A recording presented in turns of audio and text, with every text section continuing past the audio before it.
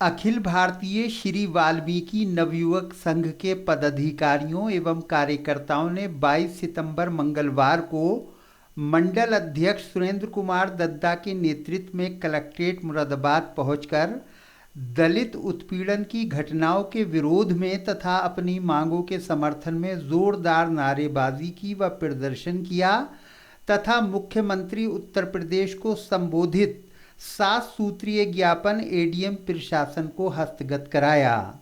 ज्ञापन देते समय जब पुलिसकर्मियों ने केवल 4 लोगों को ही एडीएम साहब के कार्यालय में जाने की बात कही तो श्री वाल्मीकि नवयुवक संघ के कार्यकर्ता नाराज होकर कार्यालय के बाहर ही धरने पर बैठ गए तथा नारेबाजी करने लगे। नारेबाजी की आवाज़ सुनते ही एडीएम प्रशासन लक्ष्मी शंकर सिंह ने स्वयं बाहर आकर ज्ञापन लिया तथा प्रदर्शनकारियों की बात सुनी। मुख्यमंत्री को संबोधित ज्ञापन में कहा गया है कि देश व प्रदेश में पूर्ण रूप से हिंदुत्ववादी सरकार होने के बावजूद प्रदेश में दलितों में पद दलित वाल्मीकि समाज का उत्पीड़न चरम सीमा पर है। ज्ञापन में आगे कहा गया है कि महोदय, संगठन वर्तमान में हुई 3 घटनाओं से स्तब्ध है और समाज में तीनों घटनाओं को लेकर व्यापक रोष व्याप्त है। प्रथम घटना जिला हाथरस के थाना चंदपा के गांव बुलगढ़ी की है, जहां वाल्मीकि समाज की एक नाबालिग बेटी के साथ ग्राम के ही स्वर्ण जाति के लोगों के द्वारा बलात्कार किया गया व उसके बाद उसे जान से मारने की कोशिश की गई। इस घटना के बाद बेटी ने जैसे तैसे अपनी जान तो बचा ली, लेकिन अपनी आबरू नहीं बचा पाई। इस समय वो बेटी अलीगढ़ मेडिकल कॉलेज में कोमा में है और जिंदगी व मौत की जंग लड़ रही है। द्वितीय घटना जिला गौतम बुद्ध नगर नोएडा की है, जहां नोएडा विकास प्राधिकरण में वाल्मीकि सफाई कर्मचारी अपनी मांगों को लेकर कई बार शांतिपूर्ण ढंग से वार्ता करने के बावजूद जब उनकी कोई सुनवाई नहीं हुई तो सफाई कर्मचारी प्रदर्शन के लिए बाध्य हुए, जिस पर नोएडा विकास प्राधिकरण की तानाशाही इस कदर बढ़ गई कि वहां एकत्रित सफाई कर्मचारियों पर पुलिस द्वारा लाठीचार्ज करा दिया गया, जिसमें अनेक सफाई कर्मी गंभीर रूप से घायल हो गए। प्राधिकरण की तानाशाही यही नहीं थमी, प्राधिकरण ने सैकड़ों कर्मचारियों की सेवा समाप्त करते हुए उन पर कानूनी कार्रवाई करते हुए मुकदमे दर्ज करा दिए, जिससे आहत होकर एक सफाई कर्मचारी अनिल ने आत्महत्या कर ली। तृतीय घटना जिला मुरादाबाद में उत्तर प्रदेश SC/ST आयोग की सदस्या वाल्मीकि समाज से बड़ी बहन साध्वी गीता प्रधान जी से संबंधित है। विगत 15/9/2020 को उनकी गैर मौजूदगी में उनके आवास पर और वहां खड़े उनके वाहन पर अज्ञात लोगों ने पथराव किया, जिसके बाद उनके भाई द्वारा FIR दर्ज कराई गई, लेकिन 1 सप्ताह बीत जाने के बाद भी पुलिस CCTV की रिकॉर्डिंग के आधार पर अभी तक कोई भी कार्रवाई नहीं कर पाई है, जिससे ये बात जाहिर हो रही है कि प्रदेश में दलित वाल्मीकि समाज का ही नहीं बल्कि समाज की नुमाइंदगी करने वालों का भी उत्पीड़न किया जा रहा है। ज्ञापन में आगे कहा गया है कि महोदय, संगठन इस ज्ञापन के माध्यम से मांग करता है कि हाथरस प्रकरण में पीड़िता के परिवार द्वारा 5 लोगों के खिलाफ लिखित शिकायत की गई थी, लेकिन वहां सिर्फ एक आरोपी के नाम FIR दर्ज की गई, अन्य 4 को बिना किसी जांच के छोड़ दिया गया। संगठन मांग करता है कि अन्य आरोपियों को भी गिरफ्तार कर उन पर मुकदमा दर्ज किया जाए।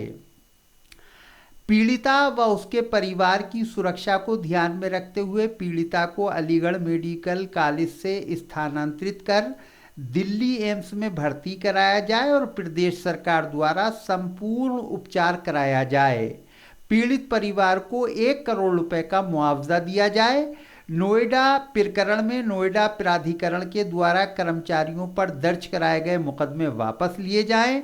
कर्मचारियों की मांगों को ध्यान में रखते हुए उनका निराकरण किया जाए तथा मृतक सफाई कर्मचारी के परिवार को 1 करोड़ रुपए का मुआवजा दिया जाए व परिवार के एक सदस्य को नौकरी दी जाए।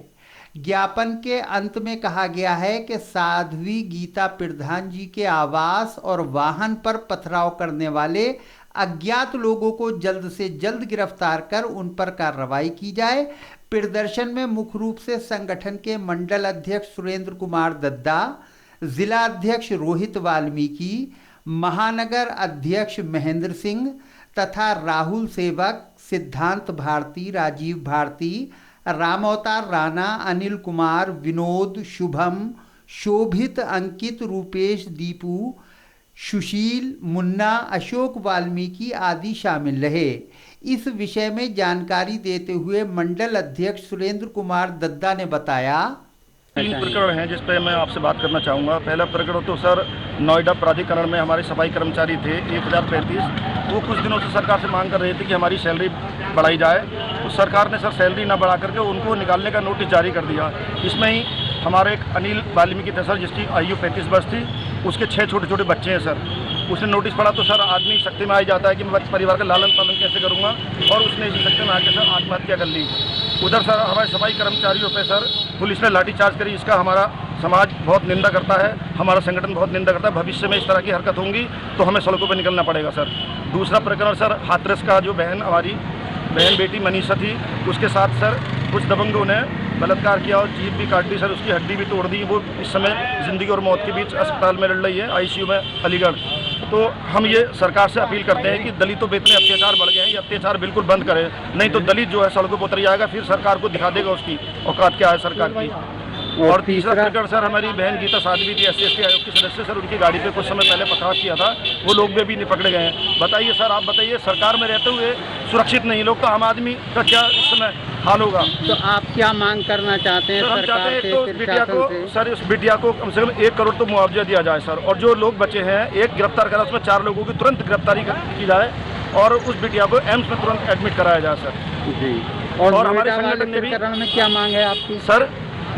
जो नोएडा वाला प्रकरण है जो निकालने का सर, जो उनके ऊपर मुकदमे हुए वो मुकदमे वापस हो, नोटिस वापस ले जाओ, उनकी सैलरी उनकी बढ़ाई जाए सर। और इसी संगठन हमारे संगठन ने प्रधान वाले मामले में क्या उसमें सर पुलिस गिरफ्तार करे सर उनको, पता चले कौन लोग हैं, और सुरक्षा उनकी बढ़ाई जाए बहन जी की। अगर आपकी मांगों पर कोई प्रक्रिया नहीं सरकार की तरफ से आई या कोई कार्रवाई नहीं हुई तो आपका अगला कदम क्या रहेगा? सर हम फिर सड़कों पर उतरेंगे सर, उग्र आंदोलन करेंगे, उसकी जिम्मेदारी शासन प्रशासन की होगी। अगर हमारा निवेदन सरकार स्वीकार नहीं करेगी तो फिर मजबूर हमें करना पड़ेगा।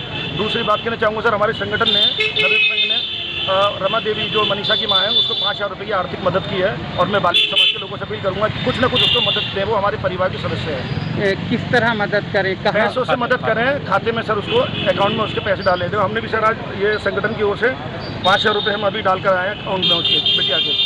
तो अपील है सर, थोड़ा थोड़ा करेंगे तो कुछ ना कुछ मदद होगी।